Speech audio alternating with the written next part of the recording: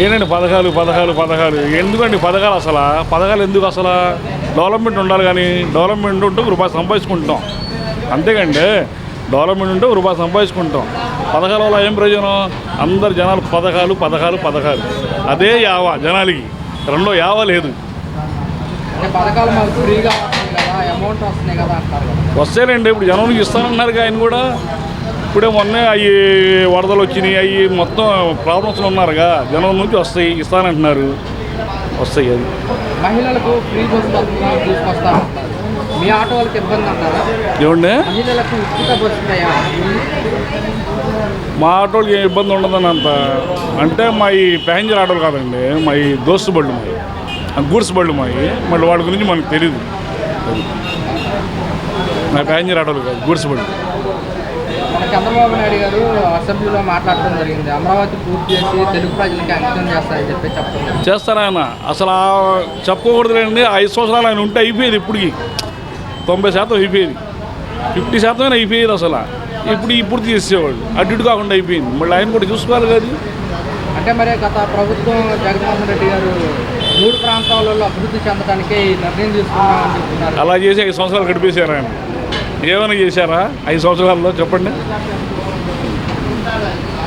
3 ప్రాంతాలలో అభివృద్ధి చెందడానికి నిర్ణయం తీసుకున్నాము అని చెప్పేసి చెప్తున్నారు కదా అవన్నీ అనవసరం అండి 5 సంవత్సరాలు గడపడానికి చేశారు అది మరి ఇప్పుడు ఈ నెల 27 నుంచి విద్యుత్ ఛార్జీల పైన జగన్మోహన్ రెడ్డి ధర్నాకి దిగుతున్నారు కూటమి ప్రభుత్వం వచ్చి 7 నెలల్లోనే 2 సార్లు విద్యుత్ ఛార్జీలు పెంచారు కరెంట్ ఛార్జీలు బాగా పెంచి ప్రజలపైన భారం ఎక్కడ పెంచారండి కరెంట్ ఛార్జీలు పెంచలేదుగా ఎక్కడికి పెంచారు మామూలుగా ఉందిగా ఆయన పెంచారు నేను ఇక్కడ పెంచారు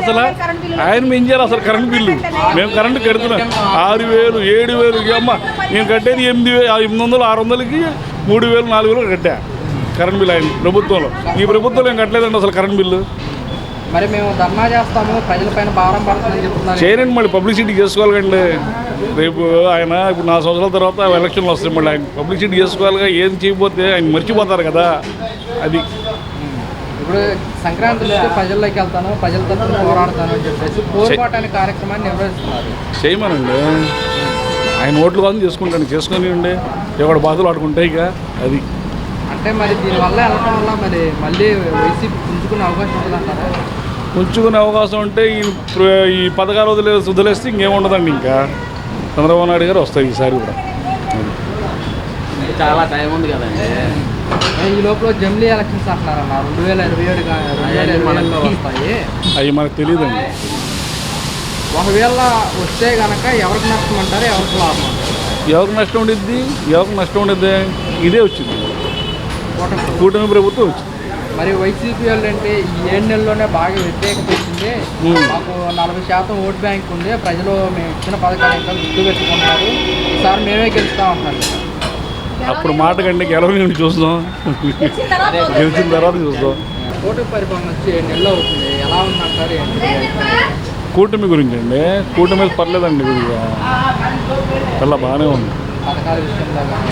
పథకాలు వస్తాయండి ఎప్పుడేగా స్టార్ట్ అయింది ఈ సంవత్సరం పోతే వస్తాయి పథకాలు అది కొంతమంది ప్రభుత్వం వచ్చి 7 నెలలు అవుతున్నాయి కానీ మాకు ఇంకా పథకాలు ఏమి రావట్లేదు ఎమ్మటి ఎలా వస్తాయండి మొత్తం చదువుకోవద్దండి అయ్యి మొత్తం చేసుకోవాలిగా వస్తాయి పథకాలు వస్తాయి జనవరి నుంచి ఇస్తారంటున్నారుగా మరి అదే వైసీపీ వాళ్ళు అంటున్నారు మా ప్రభుత్వం అధికారంలో పిల్లలకి అమ్మఒడి కానీ ఇచ్చారులేండి మొత్తం అన్నీ ఉన్నాయిగా జనవరి నుంచి వస్తాయి గ్యారంటీగా వస్తాయి అది